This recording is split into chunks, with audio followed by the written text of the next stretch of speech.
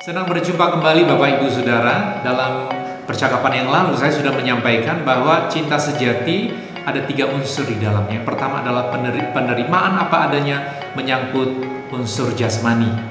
Yang kedua adalah penerimaan apa adanya, menyangkut keunikan kepribadian. Dan yang ketiga, penerimaan apa adanya tentang masa lalunya yang sudah diketahui, yang belum dan akan diketahui.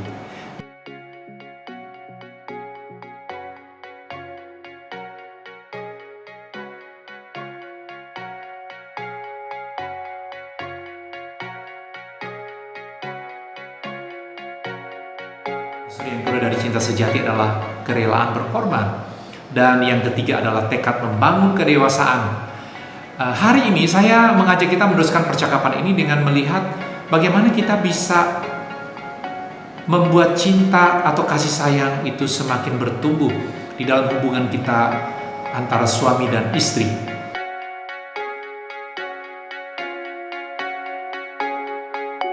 Yang pertama, untuk bertumbuh, cinta membutuhkan adanya pertemuan atau waktu bersama.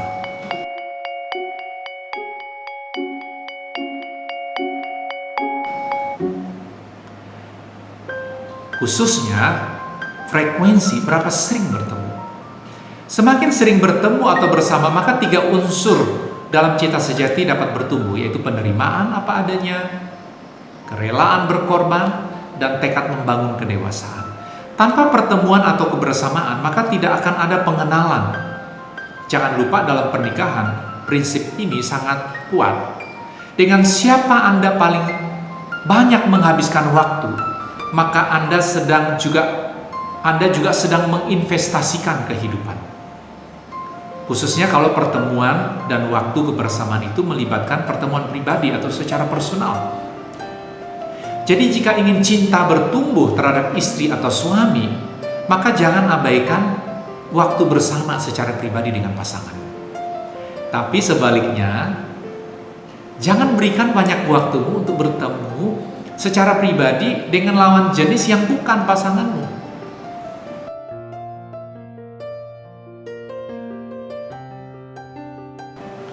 Kebanyakan pria dan perempuan yang berselingkuh mengabaikan peringatan ini.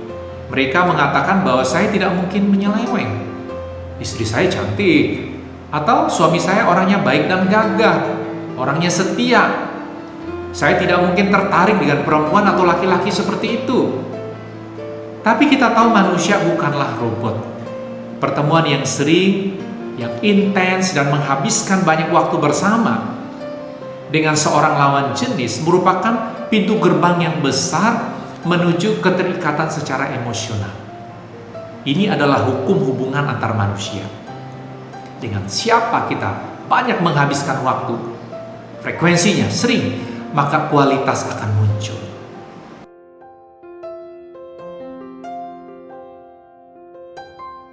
Mengatakan bahwa tidak ada waktu bagi kehidupan suami dan istri karena bekerja atau karena pelayanan rohani hanyalah sebuah pelarian dari ketidakmampuan untuk mengerti betapa berharganya pasangan yang telah Tuhan berikan. Jadi Bapak Ibu, jangan lupa sebagaimana waktu kita sebelum menikah berusaha mencari waktu untuk bisa mengunjungi pacar, mengajak berjalan, ya, kencan, makan bersama, jalan-jalan keluar.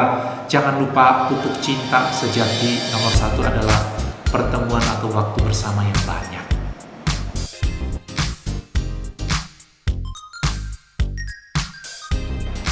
Sekali lagi, kualitas dalam hubungan tidak bisa muncul kalau jarang bertemu.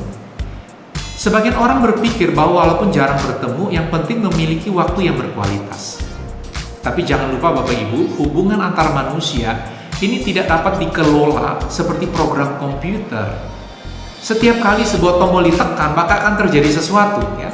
Seperti mekanis. Hubungan antar manusia, suami dan istri, anak dan orang tua, kekasih dan pasangan tidak seperti itu. Juga tidak dapat ditingkatkan kualitasnya dengan sebuah timer untuk waktu berkualitas. Coba Bapak Ibu ya, kita bayangkan nih, seandainya ya ada seorang bapak yang sibuk sekali dia bekerja. Lalu dia menelpon, suatu hari dia telepon anak-anak dan istrinya. Bapak sibuk dan banyak pekerjaan yang harus diselesaikan, tapi Bapak sudah menyediakan waktu yang berkualitas nanti sore antara jam 5 sampai jam 6 sore. Nanti kita akan pakai dengan baik ya. Setelah itu, waktu dia tiba sore hari, pulang dari kerja, jam 5, duduk bersama dengan anak-anak dan istri, lalu dia bilang, ayo sini anak-anak, papa sudah siap, ini waktu berkualitas. Gimana, ayo istriku, ya sayang, bagaimana keadaanmu hari ini? Anak-anak bagaimana, ada masalah, ayo silakan kita berdiskusi. Kalau ada ayah seperti itu, suami seperti itu, kita pasti bilang ini orang gila, Bapak Ibu ya. Karena sekali lagi, hubungan antar manusia tidak bisa meningkat kualitasnya jikalau jarang bertemu.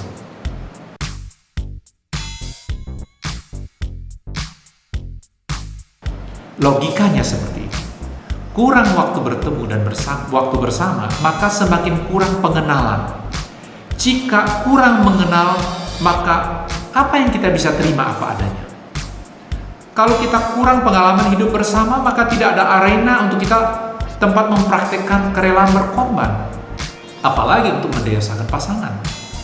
Jadi sekali lagi, mari agar cinta sejati terus bertumbuh, berilah cukup banyak waktu bersama dengan pasanganmu. Tetapi jangan dibalik Bapak Ibu. Bagi kita mungkin tidak menimbulkan masalah untuk kita memberi banyak waktu untuk seseorang, tetapi jangan lupa manusia ketika mendapat perhatian yang banyak dari lawan jenis, maka perhatian itu dengan alasan apapun, baik pembimbingan rohani, mendoakan seseorang, itu akan membawa petaka Bapak Ibu dalam jangka panjang. Jadi sekali lagi biarlah pupuk cinta sejati ini, penumbuh cinta sejati ini diberikan untuk pasanganmu, waktu bersama yang banyak. Yang kedua Bapak Ibu, cinta bisa bertumbuh melalui proses waktu.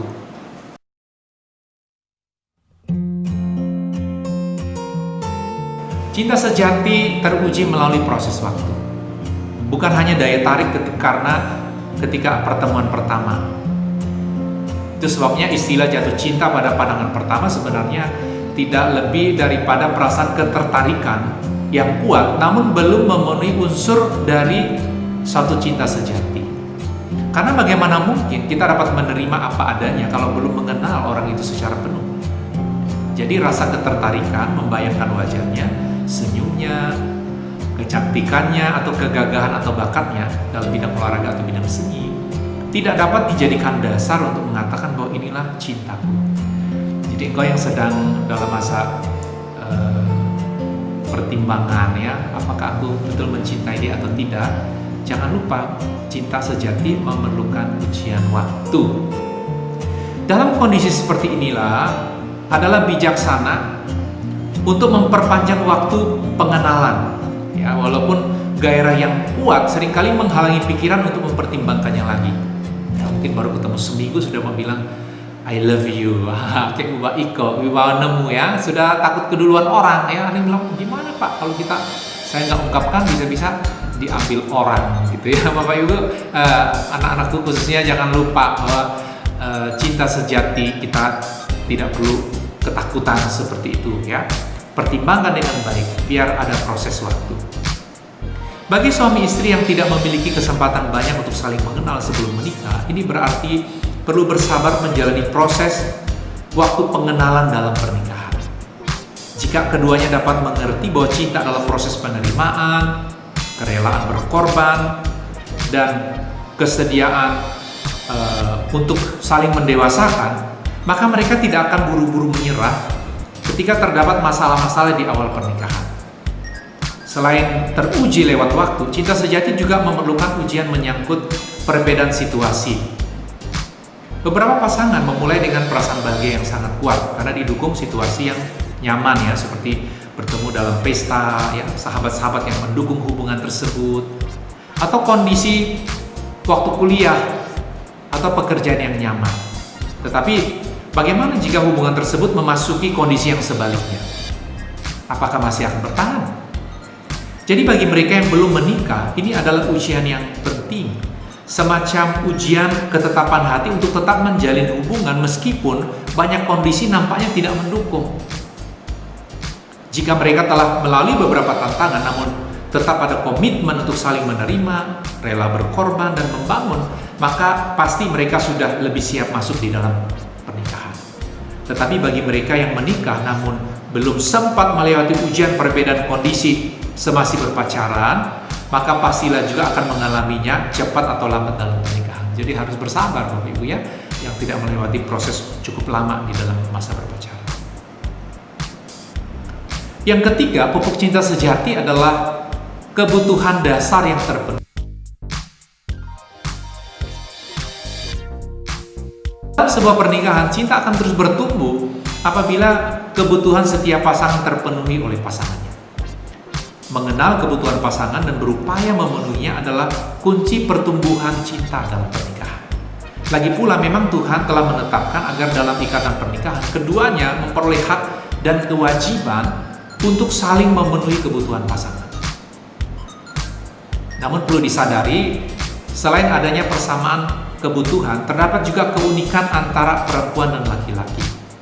Sebagaimana Willard Harley mengatakan bahwa ada 5 kebutuhan dasar dalam pernikahan bagi seorang istri dan 5 kebutuhan dasar seorang suami dalam pernikahan.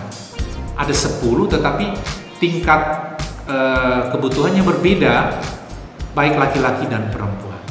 Sebagai contoh, bagi kebanyakan istri melingkupi kasih sayang, affection, percakapan, kejujuran dan keterbukaan, dukungan keuangan, dan yang kelima adalah komitmen keluarga.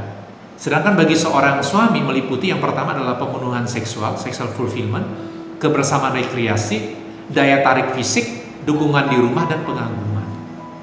Nah, kesalahan yang sering terjadi adalah seorang suami atau istri berpikir bahwa kebutuhan pasangannya sama dengan kebutuhannya. Sebagaimana seringkali seorang istri atau suami mengatakan, saya sudah melakukan banyak hal untuk dia, tetapi mengapa dia tidak memberikan tanggapan yang baik? Atau seperti ketika ada pasangan yang tidak setia, pasangannya yang setia berkata, oh saya sudah menyayangi dia, saya sudah melakukan banyak hal bagi dia, tapi kenapa seperti tidak ada pengaruh? Jadi berapapun besarnya usaha dan murninya tujuan seorang suami maupun istri dalam melakukan sesuatu bagi pasangannya, namun jika hal-hal itu bukan merupakan kebutuhan utama pasangannya, maka akan sia-sia. Dalam hal ini diperlukan keterbukaan untuk dapat menyampaikan apa yang diinginkan oleh pasanganmu, dan kerelaan pasangan juga untuk berusaha memenuhi bagiannya. Karena masing-masing diberi hak dan kewajiban eksklusif untuk memberi dan memperoleh hanya dalam pernikahan. Selanjutnya Bapak Ibu, pupuk cinta sejati adalah keputusan atau komitmen untuk tetap mencintai dan tetap setia.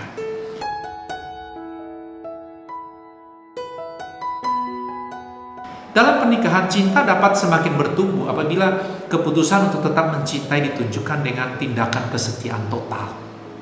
Kesetiaan yang ditunjukkan dengan sikap dan kata-kata peneguhan, secara khusus, secara sengaja membatasi pergaulan dengan lawan jenis, baik kedekatan secara fisik maupun kedekatan emosional.